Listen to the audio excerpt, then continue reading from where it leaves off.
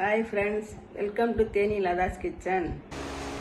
ஹெல்த்தியான முருங்கைப்பூ தோசை எப்படி டேஸ்ட்டாக செய்யலாம் இந்த வீடியோவில் பார்க்கலாம் வாங்க. முருங்கைப்பூ தோசைக்கு தேவையான அளவு ஒரு கிண்ணம் சின்ன வெங்காயம் எடுத்துக்கோங்க. ஒரு கிண்ணம் பூண்டு, ஒரு கிண்ணம் முருங்கைப்பூ. சின்ன வெங்காயம் பூண்டையும் பொடிசாக கட் பண்ணி எடுத்து வச்சுக்கலாம்.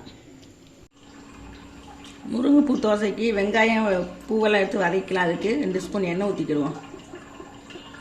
எண்ணெய் கொஞ்சம் நல்லா காஞ்சிக்கிட்டோம். வெங்காயம் பூண்டு பொடிசாக வெட்டி வச்சுக்கணும், அதை போட்டு வதக்கிடுவோம். வெங்காயத்துக்கு தேவையான அளவு உப்பு போட்டுக்கிடுவோம். இது நல்லா வதக்கி எடுத்துக்கிடுவோம்.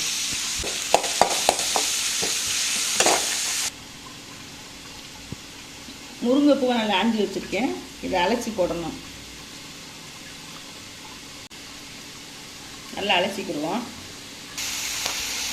வெங்காயம் லைட்டாக வதங்கி இந்த பூவல்லி உள்ள போட்டுக்கிடுவோம். தண்ணியை நல்லா வடிச்சிட்டு ஜல்லி போட்டுக்கோங்க.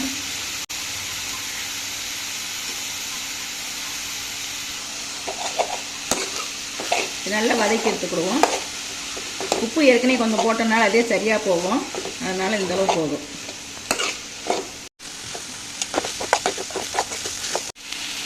முருங்கைப்பூ கொஞ்சம் வேகிறதுக்கு கொஞ்சம் தண்ணி ஊற்றிக்கிடுவோம். கொஞ்சம் கூட ஊற்றினா போதும். இதுலேயே நல்லா வதங்கிடும்.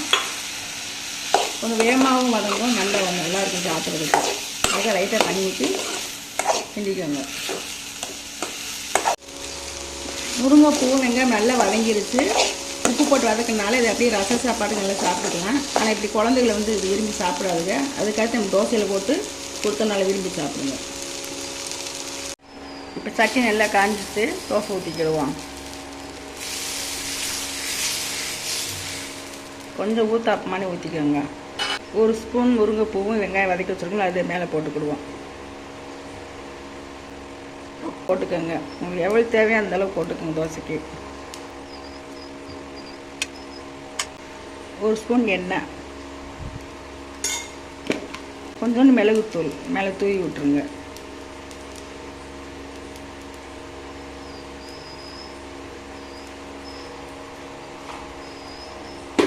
நல்லா வெந்துக்கிடட்டும்.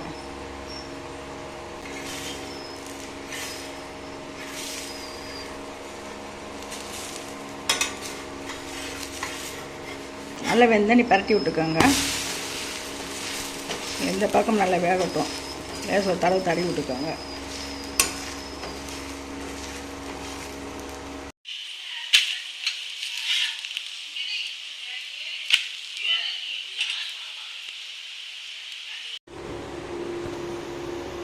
முருங்கைப்பூ தோசை ரெடி ஆயிடுச்சு.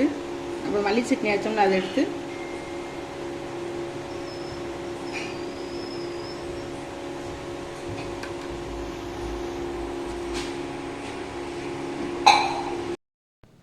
ஹெல்த்தியான முருங்கைப்பூ தோசை ரெடி ஆயிடுச்சு. நான் மல்லி சட்னி வச்சுருக்கேன், அது வச்சு சாப்பிட்டு பாருங்கள். ரொம்ப டேஸ்ட்டாக இருக்கும். மல்லித்தலை சட்னி எப்படி வைக்கிறதுன்னு நம்ம சேனலில் போட்டிருக்கேன், ஆல்ரெடி பார்த்துக்கோங்க.